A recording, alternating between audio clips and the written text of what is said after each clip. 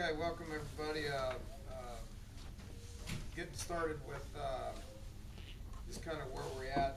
Quick little update on last week, just so everybody knows. Had good 3 days of work on Tuesday, Wednesday, Thursday. Was pleased with the amount of work that we got, the amount of reps that we got.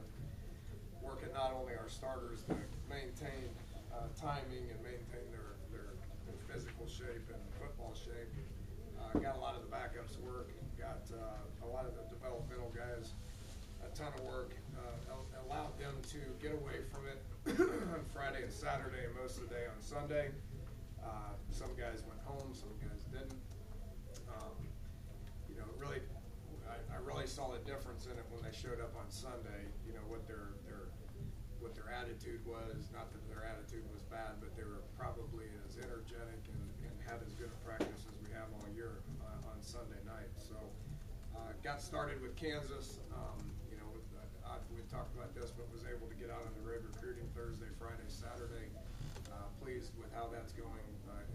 Couldn't be happier with the job that our assistant coaches are doing with recruiting. It's been doing well and continues to go well. So glad those guys were able to get out and be in high schools and be in some games. Saw some junior college games as well. So got the coaches back in. Started on Kansas Sunday. Kansas is a team that plays hard. It kind of starts with their defense, which is, I guess, why Clint Bowen is their interim head coach at this point in time. Known Clint for a long time, does a great job for him. When I was at Texas Tech for my 9 years at Texas Tech, he was at Kansas all those years as well. So we do have a history. I've respected the body of work that he's put out there defensively. He's worked under some great coaches, Bill Young being one of them that I worked with at Oklahoma State. So his knowledge of defensive football, his knowledge of Kansas, he's a Kansas kid that went to Kansas, that married a Kansas lady and knows about everything that you possibly can about that university. So, expect him to do a great job. Expect the players that not only defensively but offensively as well to respond to him. We are anticipating a Kansas team to come in here to be energetic and enthusiastic and excited to play this football game. In addition to that, I doubt they're going to be very scared of us based on what happened last year. So we got our work cut out for us, and that's the way we're going to approach this game. We're gonna continue to prep here for the next 4 days, and we better show up Saturday at 4 o'clock ready to go. That's our mentality. Offensively, John Reagan's their offensive coordinator. They brought him in from Rice. Was at Rice the last 5 years. Was at Rice when I was at Houston. Got a history with him as well. They were good at Rice on offense, mainly because of Coach Reagan. He was before Rice. He was at Kansas, so they brought him back. So he's got a lot of familiarity with what's going on there with the Jayhawks, and put his own spin on what they're doing offensively here for the time that he's been there. He will continue to call the plays. How much is it going to change from what we've seen the first 4 games? I doubt very much. It starts with their quarterback. They went with Cozart last year against us. The biggest thing that he does well is keeps the play alive.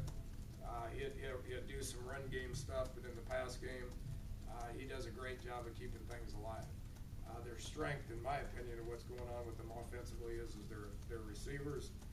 They got guys that can make plays.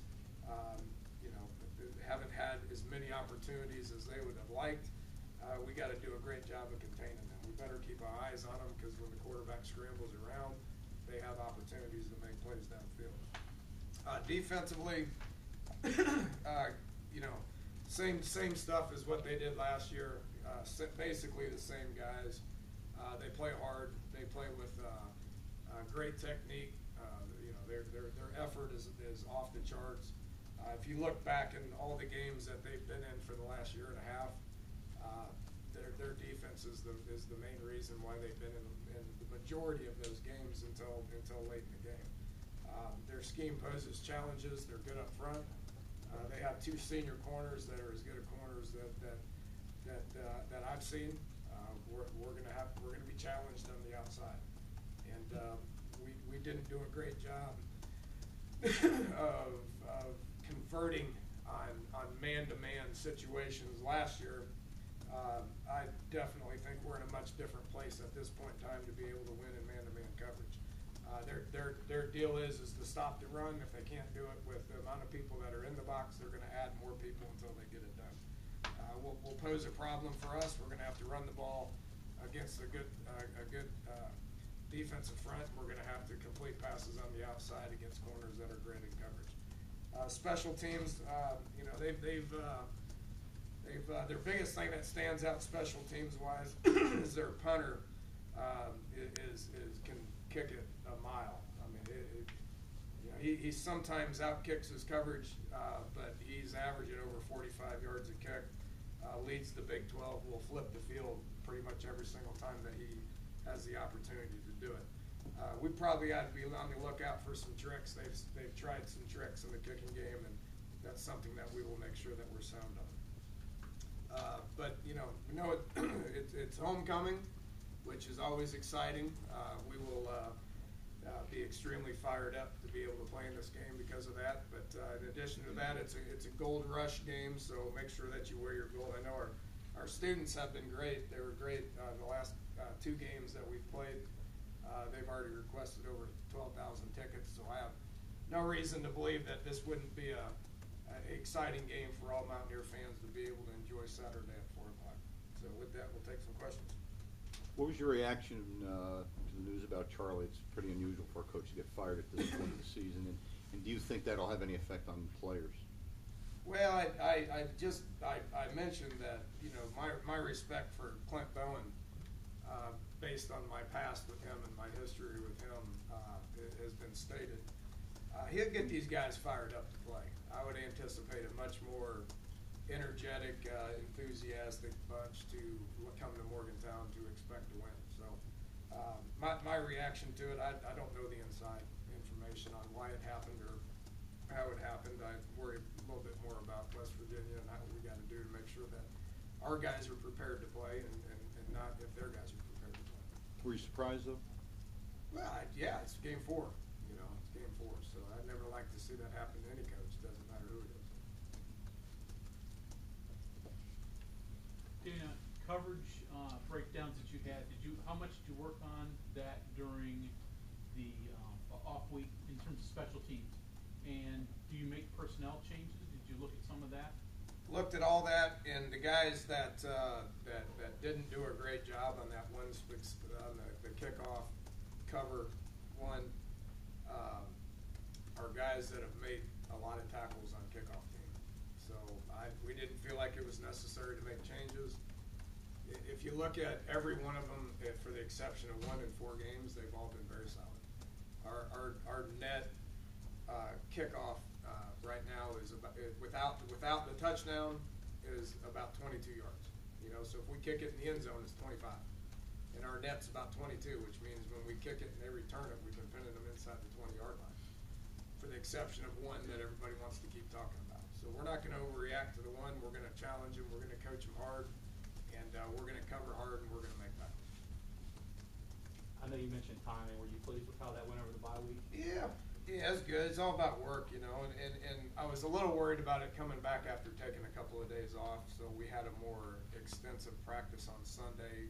Didn't go live at all or any of that. Didn't want to do any of that, but we went and did some one-on-one stuff and some 7-on-7 stuff, and felt like we had our best period of the year.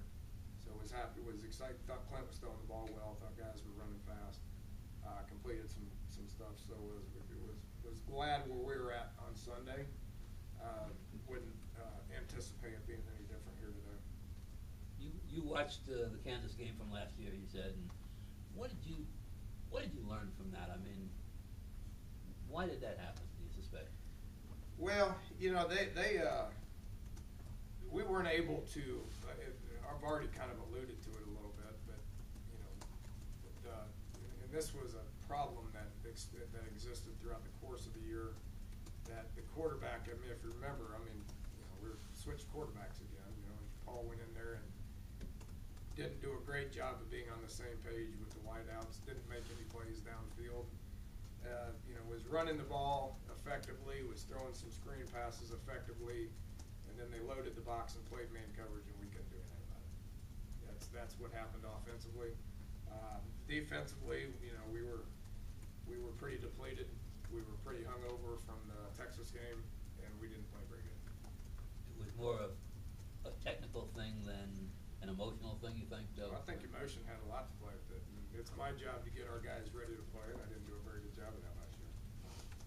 Texas sacked Cozart 4 times last game. Has that been a problem for them throughout the year? Yeah, and again, he does a good job of eluding some of that pressure and keeping the play alive. We haven't sacked the quarterback as much as I'd like to sack the quarterback. So we worked hard on that over last week as far as getting guys in position to get to the quarterback. With Cozart, once you get there, the play's not over.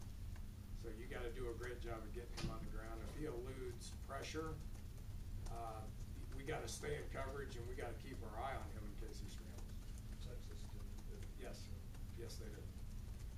David, understanding that Oklahoma or whomever can't change things in a matter of free practice, the one thing that he might be able to do is change the direction that they're going with Cozart and play to his strength perhaps more.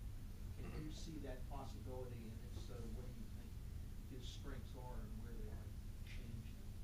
Well, my first question was my first comment to what that would be is Clint's going to keep worrying about the defense, probably not the offense. I mean, right now, defensively is what their strength is. They have good players on defense. Their scheme is good. If anything, they're probably going to turn the heat up on them defensively a little bit. They trusted John Reagan to come in to take over the offense, so I doubt he's. Those guys worked together at Kansas for 6 years, so I would imagine their relationship is pretty good. He was hired to come to Kansas to try to fix the offense, and I would imagine that he's going to continue to try to do that. And it's something that Weiss said before he was dismissed, was that he doesn't have the team that can go back and forth and play shootouts with. And that's not going to change either right now. When you have a team like that on the other side, is it a goal to get out on them in a hurry and take them out of their game plan quickly and basically just try to open up a big lead and take it from there? Yeah, but defensively they're pretty good, so they've been in every game. They even going back to last year, I've watched every one of their games last year. I mean, they were in the majority of the games at halftime. Because of the nature of what they do defensively, I mean, they do a great job of stopping the run, which puts you in third down situations, and if you don't convert on man-to-man coverage, then you're going to punt. So it's going to be a back-and-forth game, but typically low scoring. So we just got to be patient with that, and when you look at their game against whoever the games were last year and the games this year as well, I mean the big plays is what's ended up getting them defensively. So we're going to have to be patient in the run game, and we're going to have to make some plays downfield. Whether they can do that offensively or not, I hope not. I mean, they're averaging 13 points a game, so we need to make sure that we do a great job of defending them and covering the receivers, stopping the run, and containing the quarterback. What have you seen from their run game, and what are you looking out for, particularly after the success Oklahoma had against you guys? Well,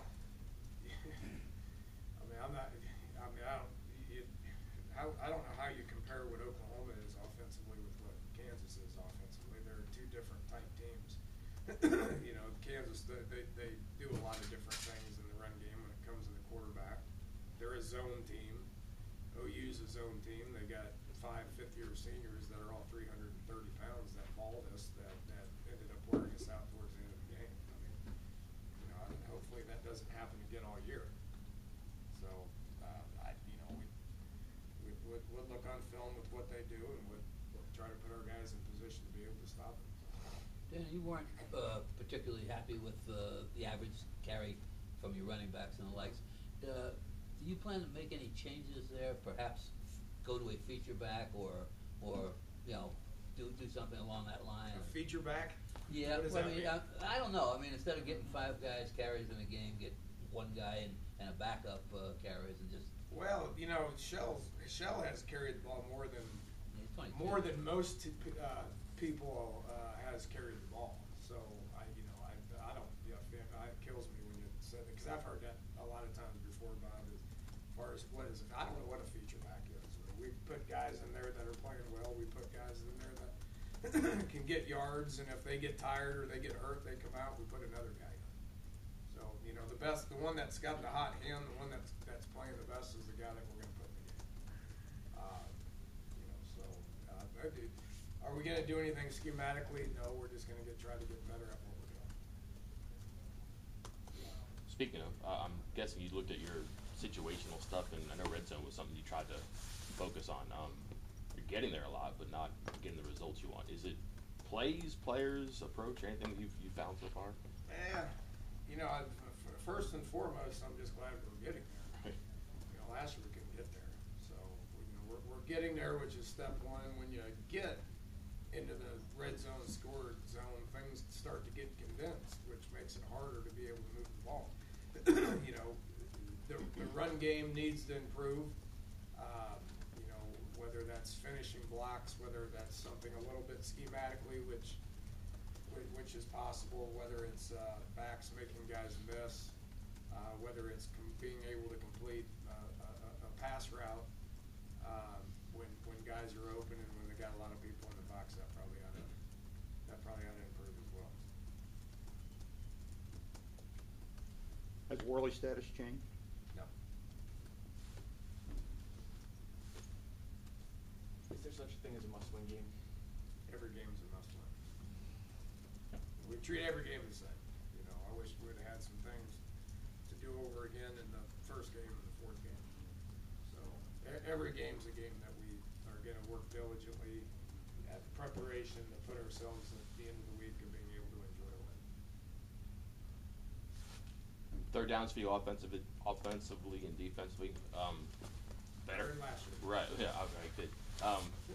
Both sides of the ball better. Yeah, I was going to say that. Is it because you're succeeding more simply on first and second down, or you just have guys who know how to handle that situation? I think it's probably both. I mean, the magic formula for being able to be successful on third down offensively and defensively, I don't know what that magic formula is. It's a combination of being comfortable with the play calls. It's a combination of being able to identify specific defenses, fronts, coverages, quarterback playing better, being able to snap the ball effectively, being able to finish blocks, run routes, and being in the correct spots and catching balls. I mean, there's a lot of variations that go into it that we're able to do in critical situations that we weren't able to do on normal downs last year. I understand that most games come down to one team, the winner being able to impose its will on the other team more than vice versa.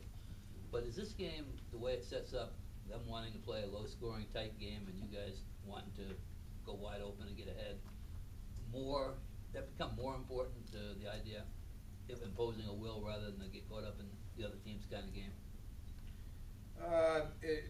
My interpretation of imposing your will on somebody is playing with energy and effort. So right now I've been very pleased with our team playing with energy and effort. It's going to be, with all due respect to Kansas, it's going to be a little bit more about us than it is going to be about them. We'll let them worry about their team, and we'll worry about our team. And it's like I've challenged our guys each and every week. If you play with the effort that you should, the effort that is expected, the energy level is high, which has been, in my opinion, high for all 4 games, and you're the most excited team to play, then to put ourselves in position to be able to win. Danny, you healthy with the open week, or is there? Yeah. Injury list looks a lot different now than it did last year when we played Kansas.